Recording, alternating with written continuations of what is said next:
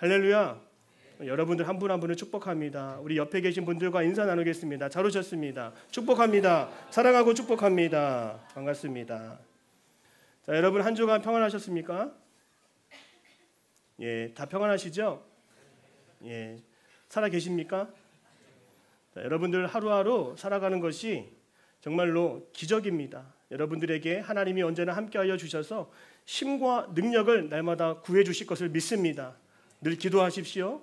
늘 주님 앞에 나와서 예배하십시오. 하나님이 여러분과 함께 하십니다. 오늘 본문의 말씀 신명기 13장의 말씀을 우리가 한번 살펴보려고 합니다. 우리 신명기 13장의 말씀은 신앙의 2세대, 오늘날로 말하면 저와 여러분들입니다. 이제 하나님이 약속하신 저 가나안 땅에 들어가서 거기에 들어가 살 때에 그곳에는 우상이 가득하다라고 말씀하고 있는 거예요.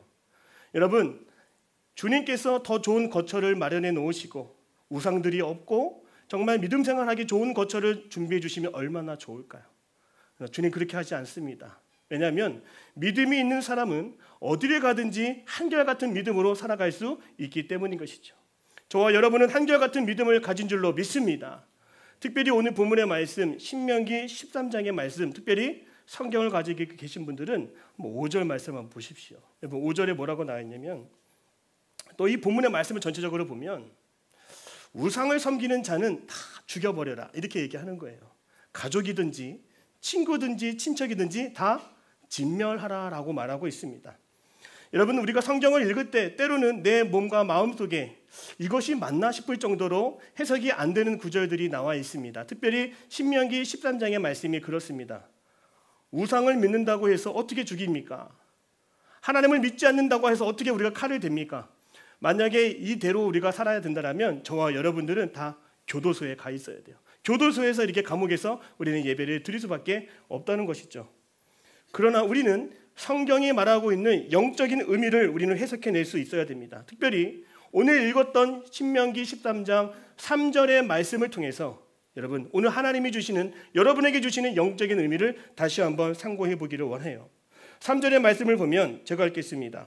너는 그 선지자나 꿈꾸는 자의 말을 청종하지 말라. 이는 너희 하나님 여호와께서 너희가 마음을 다하고 뜻을 다하여 너희의 하나님 여호와를 사랑하는 여부를 알려하사 너희를 시험하심이니라. 따라하겠습니다. 너희를 시험하심이라.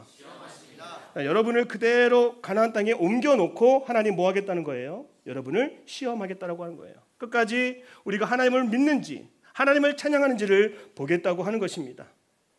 실제로 이스라엘 백성들은요, 저 가나안 땅에 들어가서 하나님을 알지 못하고 바알과 아세라라고 하는 우상을 섬기는 자들과 함께 공존하고 어울리며 살아가야 했습니다.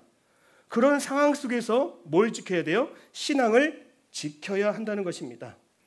오늘 우리의 삶 속에서도요, 학교를 다녀도 직장 생활을 하여도 내 옆에는 하나님을 믿는 사람이 있으면 얼마나 좋을까요? 그러나 그렇지 않습니다. 가는 곳곳마다 주님을 믿지 않고 또 주님을 믿는 사람을 배척하고 배타적으로 생각하는 사람들이 주변에 너무 많아진 것을 우리는 볼 수가 있습니다.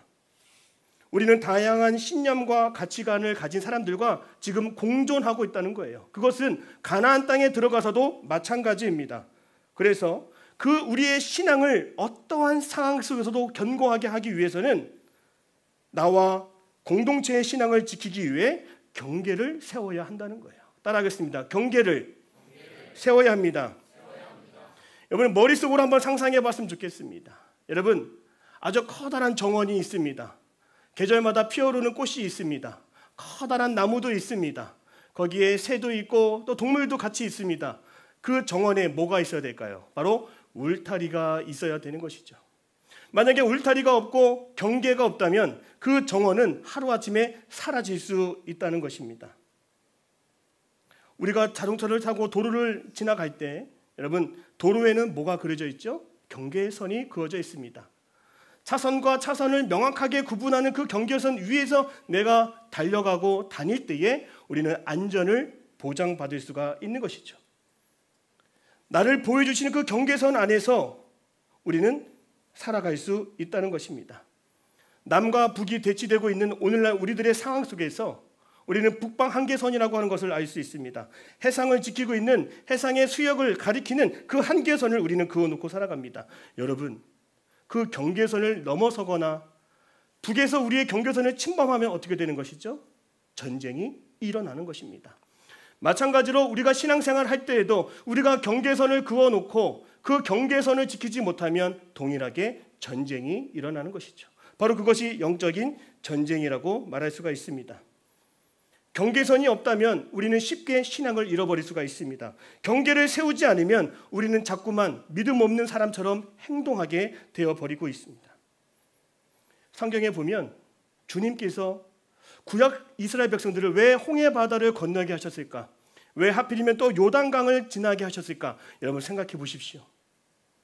이스라엘 백성들이 애굽에서 나와서 광야로 들어갈 때 홍해를 건넜다라고 하는 것은 다시는 홍해를 지나서 애굽으로 가지 못하도록 하나님이 그 길을 막으시고 경계를 그어 놓으셨다라고 하는 것이죠. 다시는 과거로 돌아가지 못하도록 주님은 우리의 삶 가운데 경계를 그어 놓고 살아가기를 원하십니다. 특별히 삭개오의 이야기를 통해서 우리는 인생의 경계가 없는 인생이 어떻게 주님을 만나서 경계가 그려진 인생으로 변해지는지를 우리는 볼 수가 있어요. 삭개오는 예수님을 만나기 이전에 로마의 앞잡이라고 하는 그런 별명이 있었습니다. 로마 앞에 서서 가난한 사람들과 돈 많은 사람들의 모든 세금을 왕창 걷었던 사람이 바로 삭개오입니다. 그에게는 어떤 경계선이 없었습니다. 물질주의, 만능주의 그런 마음을 가지고 더 많은 돈을 착복하고 더 많은 돈을 가지려고 했던 부자였습니다. 그 어떤 경계선도 그어 있지 않은 상황이었어요. 그러나 그가 예수님을 만나고 새로운 영적인 경계선을 긋자마자 어떤 일이 생깁니까? 재산의 절반을 가난한 이들에게 나눠주게 되고 부당하게 얻은 것이 있다면 4배나 쳐서 다 돌려주겠다라고 고백하게 되었습니다. 우리는 이 삭개오의 이야기를 통해서 인생 가운데 그어진 경계선이 우리의 인격과 성품과 우리의 성장에 얼마나 큰 도움이 되는지를 우리는 볼 수가 있는 것이에요. 우리의 신앙과 영혼을 보호하기 위해서는 명확한 경계 설정이 되어 있어야 됩니다. 경계를 세울 때 우리는 따라합니다. 나의 신앙을 지키고 공동체를 지킬 수가 있습니다. 오늘 여러분의 신앙이 잘 자라지가 않고 오늘 여러분이 모이는 소그룹의 그 공동체가 점점 모이는 횟수가 줄어든다라면 여러분 원인은 다른 데 있지 않습니다. 여러분의 공동체와 여러분의 삶 가운데 그어놓은 경계선이 없기 때문이죠. 저는 달력을 볼 때마다 이런 마음을 가집니다. 여러분 달력을 보면 주일은 빨간색으로 이렇게 구분이 되어 있습니다. 여러분 주일을 바라볼 때 빨간 숫자로 주일을 바라볼 때 이날은 선을 긋는 날이구나 이렇게 생각을 하십시오. 일주일 가운데 하루는 정말 선을 그어놓고 하나님을 온전하게 믿을 수 있는 날이구나. 하나님을 온전하게 바라볼 수 있는 그 날이구나. 여러분 그 신앙의 경계선을 분명히 할 수 있는 저와 여러분의 삶이 되시기를 주님의 이름으로 축복합니다. 저는 오늘 경계의 힘으로 살아갈 수 있는 또 경계의 힘으로 지금 살아가고 있는 오늘 우리들의 마음속에 우리가 본받고 우리가 배워야 될 영적인 세 사람을 소개하려고 합니다. 첫 번째는 다니엘입니다. 다니엘의 삶 속에 그는 바벨론의 그 우상 문화가 만연한 곳에서도 끝까지 신앙의 경계선을 세웠던 사람이 바로 다니엘입니다. 그는 포로로 끌려간 바벨론에서 그는 하나님의 법을 끝까지 따르겠다라고 하는 유일한 사람이었습니다. 다니엘서 1장 8절에 우리 화면 보여주시고 같이 한번 읽겠습니다. 다니엘서 1장 8절 시작. 다니엘은 왕의 음식과 그가 마시는 포도주로 자기를 더럽히지 아니하리라 하고 아멘. 자신의 몸과 마음을 더럽히지 않기 위해서 타협하지 않기 위해서 선을 그었다라고 하는 것이죠. 다른 말로 뜻을 세웠다라고 우리가 말할 수 있습니다. 이러한 신앙적인 결심은 다니엘서 6장 10절에서 한 번 더 나타나는 것이죠. 우상을 섬기지 않고 절하지 않으니까 그들을 모함하는 많은 관료들이 다니엘을 사자굴에 넣기로 결정했습니다. 다니엘서 6장 10절에 이런 말씀이 있죠. 왕의 조서가 있었음에도 불구하고 다니엘은 예루살렘을 향해서 열린 창문을 놓고 하루에 3번 기도하며 하나님께 감사했다라고 하는 것이죠. 자신이 그어놓은 명확한 경계선 앞에서 모든 사람에게 다 보여주듯이 자신의 뜻을 세우고 신앙의 결단을 새롭게 하는 모습을 우리는 볼 수가 있습니다. 우리가 일상생활 속에서 신앙적인 결단을 내리고 세워나갈 때에 오늘 우리는 빛과 소금의 역할을 감당할 수 있어요. 날마다 뜻을 세워 가십시오. 우리의 인생은 쉽게 무너지지 않고 흔들리지 않는다라고 하는 것입니다. 뜻을 세우니까요, 경계를 세우니까 처음에는 다니엘에게 이 음식도 먹어보고 이 술도 마셔보고 이 문화도 즐겨보라고 했지만 그 어디에도 단 한 번도 다시 그에게 권유하는 모습이 등장하지 않습니다. 오늘 우리가 살아가면서 신앙의 경계가 없기 때문에 우리가 노하지 못하고 거절하지 못한다라고 하는 것이죠. 다니엘은 마음속에 하나님을 섬기고자 하는 그런 마음이 분명했기 때문에 결단하고 뜻을 세웠습니다. 여러분, 우리가 신앙적으로 뜻을 세우지 않으면 우리의 믿음은 연약해질 수밖에 없습니다. 기도하는 것이 점점 어려워지고 기도 시간이 길게 느껴집니다. 제가 마음속에 금요 성령의 불기도에 나올 때마다 제가 갖는 마음이 있습니다. 작심하고 기도하자. 이 시간만큼은 다른 거 생각하지 말고 청년들을 위해서, 공동체를 위해서 정말 기도하자. 여러분, 그 기도하는 마음을 가지니까 어떻게 되는지 아세요? 기도하는 시간이 짧게 느껴져요. 주님, 저 앞에 청년들이 무릎 꿇고 고개 숙이고 기도하는 모습을 보십시오. 저들은 지금 뜻을 하나님께 두고 있는 자들입니다. 저들을 크게 사용하여 주시옵소서. 그래서 제가 만약에, 저도 군인 출신이잖아요. 제가 만약에 군대 장관이고 사령관이면 그 앞에 앉아있는 린이나 보미 다 이렇게 앞으로 다 보내고 싶어요. 쳐다볼 필요는 없는데요. 삶의 최전선으로 다 투입시키고 싶은 거예요. 그만큼 신앙의 경계선이 명확한 하나님의 사람이기 때문인 것이죠. 여러분, 그래서 로마서 12장 2절의 말씀은 이렇게 말합니다. 같이 한번 읽어보겠습니다. 로마서 12장 2절이에요. 시작. 너희는 이 세대를 본받지 말고 오직 마음을 새롭게 함으로 변화를 받아 하나님의 선하시고 기뻐하시고 온전하신 뜻이 무엇인지 분별하도록 하라. 아멘. 우상이 가득한 물질주의, 만능주의, 경쟁주의, 여러분 이 세대를 본받지 말고 이 세대의 선을 명확히 그어서 저는 하나님만 섬기겠습니다. 뜻을 오늘부터 정해보십시오. 반드시 여러분의 신앙이 다시 그 경계선 위에 세워질 줄로 믿습니다. 특별히 사단은요, 우리가 경계를 정하지 않은 곳에 어김없이 침범합니다. 여러분의 믿음의 생활 속에서 아직 뜻을 세우지 않는 곳에 언제든지 여러분을 유혹하고 넘어지게 합니다. 그것이 사단의 공격 루트입니다. 그래서 오늘도 여러분의 삶 속에 영적인 경계를 설정해야 돼요. 다니엘처럼요, 하루에 3번 시간을 정해 놓으십시오. 그것이 아침 출근 시간이 될 수도 있고 기상하는 시간이 될 수도 있습니다. 또한 점심을 먹는 시간이 될 수도 있고 잠에 들기 전 그 직전의 시간이 될 수도 있습니다. 여러분, 하루하루 뜻을 세우는 사람은 그 누구도 넘어뜨릴 수 없다는 것이죠. 이렇게 적극적으로 신앙생활을 할 때 우리는 우리의 신앙을 어디서든지 잘 지킬 수 있다는 겁니다. 사회생활이나 학교생활에서 우리의 신앙을 드러낼 때 어떻습니까? 아마 다니엘도 뜻을 세웠을 때 많은 사람들이 핍박하고 저주하고 미워했을 겁니다. 그래요. 맞습니다. 신앙의 경계를 긋는다라고 하면 분명히 옆에 있는 친구가 나를 바라보는 눈이 달라질 겁니다. 고난과 핍박이 따라올 수 있다는 거예요. 마태복음 5장 11절에서 12절의 말씀 우리 같이 한번 화면을 보고 읽어보겠습니다. 시작. 나로 말미암아 박해하고 거짓으로 모든 악한 말을 할 때에는 너희에게 복이 있나니 기뻐하고 즐거워하라. 크니라. 너희 전에 있는 자 이같이. 아멘. 신앙의 경계를 분명히 할 때 반드시 고난은 따라옵니다. 멀어지는 사람이 생길 것입니다. 여러분에게 거리를 두는 사람도 다가올 것입니다. 그러나 성경에서 말하고 있는 것처럼 걱정하지 마십시오. 반드시 우리에게 상급이 주어진다라고 분명히 말씀하고 있습니다.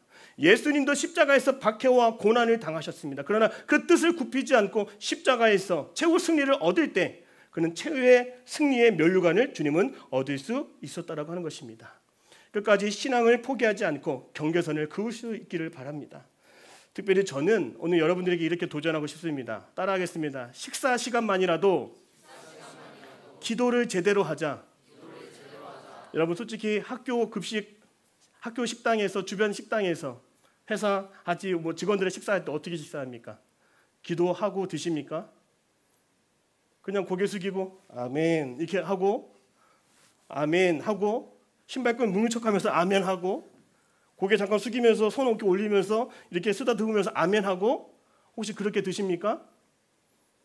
그렇게 드세요, 안 드세요? 여러분, 다니엘처럼 뜻을 세워서 그 자리에서만큼은 내 신앙을 드러낼 수 있는 유일한 시간인 것을 알고 적극적으로 신앙을 표현하시고 뜻을 세우고 신앙의 경계를 온전하게 세울 수 있기를 바랍니다. 여러분, 그것이 이 식사기도를 제대로 하는 것만으로도 우리가 하나님의 자녀라고 하는 그 정체성을 잃어버리지 않게 하는 유일한 방법이 될 수 있다고 하는 것이죠. 또한 이제 학교에 올라가서 사회생활 할 때 학교 선후배들과 만날 때 음주의 문화들이 우리를 공격할 수가 있습니다. 그런데 오늘 본문의 말씀 보십시오. 다니엘은요, 먼저 뜻을 세웠다라고 하는 거예요. 여러분이 어디를 가든지 나 술 안 먹겠습니다, 저 술 못 마십니다, 먼저 말하면 그 누구도, 다니엘도 마찬가지입니다. 누구도 권하지가 않습니다. 술은요, 여러분에게 제가 권할까요? 안 권할까요? 저도 여러분에게 술 권하지 않습니다. 왜냐하면 우리는 신앙의 공동체 안에서 하나님 나라를 이루어가는 사람들이기 때문에 음주를 통해서 온전한 이성적인 능력과 분별력을 잃어버리면 안 되는 것이기 때문에 우리는 음주가 아니라 성령에 취해야 되는 하나님의 사람인 것을 저는 여러분에게 말씀드리고 싶습니다. 여러분, 오늘 이 시간 다니엘처럼 세상 문화로부터 하나님 나의 신앙을 지킬 수 있는 경계선을 세우게 하여 주시옵소서. 뜻을 세우게 하여 주시옵소서. 여러분, 오늘 주님께서 여러분의 결단을 보시고 여러분의 삶과 마음을 주님은 지켜주실 줄로 믿습니다. 두 번째는 마리아에 대해서 살펴보겠습니다. 여러분, 마르다와 마리아의 이야기를 아십니까? 누가복음 10장 38절에서 42절에는 예수님이 방문하셨던 그 마르다와 마리아의 집이 소개되고 있습니다. 예수님이 그들의 집에 방문했을 때 마리아는요, 아무리 바쁘고 분주한 일상 속에서도 주님 앞에 머물렀던 사람입니다. 그러나 마르다는 손님이 오는 그 상황 속에서 주체하지 못하고 분주하게 부엌 일을 하고 있다고 하는 것이죠. 아무리 바쁜 일이 있어도 하나님과의 그 시간을 우선시하는 것이 중요하다고 하는 것을 보여주는 거예요. 분주한 일상 속에서 우리가 세워야 할 영적인 경계는 따라하겠습니다. 하나님과 먼저 교제하는 것입니다. 일이 먼저인지 신앙이 먼저인지 일과 영성 가운데 우리는 혼돈할 때가 많습니다. 그러나 가장 먼저는 하나님을 만나고 그 하나님을 우선순위에 둘 때에 우리의 마음속에는 내적인 평안이 임하게 된다라고 하는 것이죠. 우리가 본문의 이 말씀을 누가복음 10장 41절의 말씀을 보면 예수님이 마르다에게 이렇게 말씀하시죠. 마르다야 마르다야, 네가 많은 일로 염려하고 근심하나 몇 가지만 하든지 혹은 한 가지만이라도 족하니라. 마리아는 이 좋은 편을 택하였으니 뺏기지 아니하리라. 여러분, 가장 좋은 것은 무엇입니까? 내가 좋은 음식을 만들고 대접하는 것이 좋은가요? 칭찬을 받는 것이 좋은 것입니까? 무엇보다도 이 청년의 시기에는 하나님을 가장 먼저 가까이 하고 하나님을 나의 삶의 우선순위로 두는 것이 너무나 중요하다고 하는 것이죠. 이때 영적인 성장이 일어나게 되는 거예요. 성경은 하나님을 먼저 찾는 자에게 주시는 내적인 평화가 무엇인지를 소개합니다. 빌립보서 4장 6절에서 7절 우리 화면 보시고 같이 한번 읽겠습니다. 시작. 아무것도 다만 모든 일에 기도와 간구로 너의 구할 것을 감사함으로 하나님께 아뢰라. 그리하면 모든 지각에 뛰어난 하나님의 평강이 그리스도 예수 안에서 아멘. 바쁜 시간 속에서도요, 더 시간을 내서 주님 앞에 나올 수 있기를 바랍니다. 실제로 예수님은 그 제자들에게 바쁜 일상 속에서도 하나님과의 관계를 먼저 우선하라고 말씀하셨죠. 마태복음 6장 33절입니다. 같이 읽겠습니다. 시작. 그런즉 너희는 먼저 그의 나라와 그의 의를 구하라. 그리하면 이 모든 것을 너희에게 더하시리라. 그렇습니다. 우리가 어떠한 상황 속에 있다 할지라도 하나님을 먼저 생각하고 하나님의 뜻을 구하며 하나님을 찾을 때에 하나님은 우리에게 이 세상에서 구할 수 없는 영적인 평안을 우리에게 허락해 주신다는 거예요. 여러분, 여러분에게 있어서 1번은 무엇입니까? 분주한 상황 속에서도 내가 놓치지 말아야 하는 그 1번은 무엇입니까?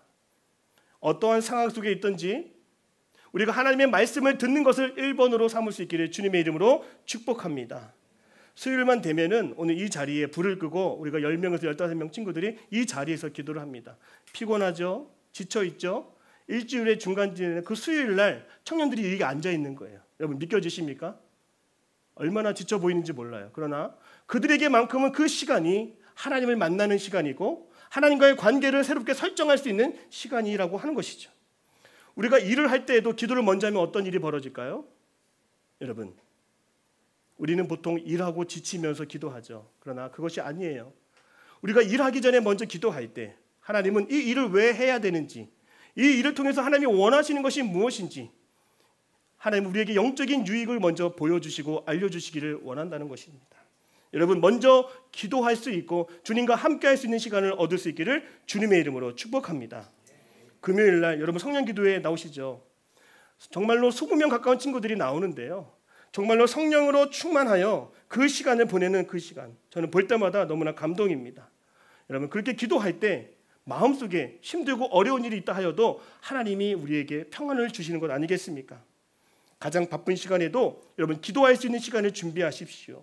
가장 먼저 기도로 하루를 시작할 수 있고 큐티와 말씀과 성경 필사로 하나님을 가까이 하는데 우선순위를 둘 수 있는 저와 여러분이 되기를 주님의 이름으로 축복합니다. 그때 우리의 신앙을 지키고 어디서든지 우리의 경계를 흐트러뜨리지 않는 주님의 자녀가 될 수 있습니다. 자, 마지막으로 우리는 요셉을 살펴보려고 합니다. 우리는 요셉의 삶에서 발견되는 영적인 경계의 중요성을 마지막으로 살펴볼 건데요. 창세기 39장에는 그 요셉의 이야기 중에 보디발 장군의 아내 유혹을 받는 요셉의 이야기가 나옵니다. 이것은 무슨 사건이냐면 요셉이 아무도 보지 않는 모든 상황 속에 있다 할지라도 스스로 도덕적이고 윤리적인 경계를 그었다라고 하는 것을 우리에게 보여주는 것입니다. 요셉이 보디발 장군의 가정총무로 일할 때 요셉은 가장 강력한 이성의 유혹을 받았습니다. 성적 타락의 유혹을 강하게 받았다라고 하는 것이죠. 아무도 없는 상황입니다. 누구도 뭐라 할 수 없는 상황입니다.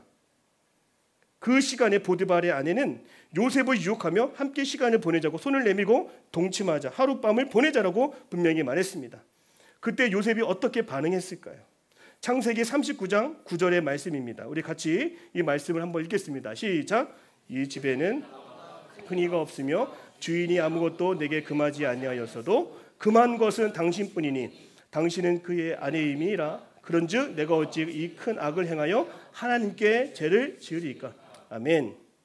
여러분 오늘날 이 시대를 뭐라고 하냐면 포스터 모더니즘 시대라고 말합니다. 절대적인 가치와 절대적인 진리들이 다 사라져버린 시대입니다. 누구도요 도덕적이고 윤리적인 가치를 얘기하지 못합니다. 이제는 각자에게 맡겨진 인생이라고 보기 때문인 것이죠. 이제는 각자의 주관적인 판단과 느낌에 따라 행동하고 판단하고 결정해버리는 시간이 왔다라고 하는 거예요. 이제는 신앙의 경계도 다 무력화되는 그런 위기가 왔다라고 하는 것입니다. 이러한 상황 속에서 우리는 윤리적인 경계를 세우고 살아갈 때 공동체를 건강하게 이루어 갈 수 있다라고 하는 것이죠. 윤리적이고 도덕적인 경계를 세우면 어떻게 될까요, 여러분?